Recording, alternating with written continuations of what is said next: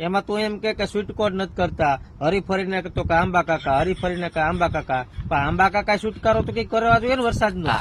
વરસાદની આગાહી ઉપર આગાહી જ દે, એનો કેમ મારે છુટકારો કરવો? આમ જો તું સાંભળ, જો હું કે જો તારીખ 1 થી 8 માં દક્ષિણ સૌરાષ્ટ્રના ભાગોમાં અને સૌરાષ્ટ્રના અન્ય ભાગોમાં ભારે વરસાદ પડે.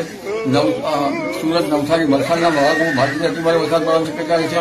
રાજ્યના ઘણા ભાગમાં ભારેથી અતિભારે વરસાદ થવાની શક્યતા રહે છે. કેટલાક ભાગમાં પૂર જેવી સ્થિતિ સર્જાઈ શકે.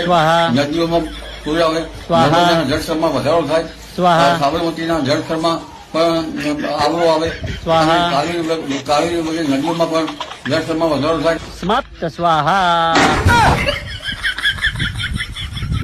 મોર થળિયા હુકાવા જ નથી દેતા. આમાં કરો તો કરો હું તમે.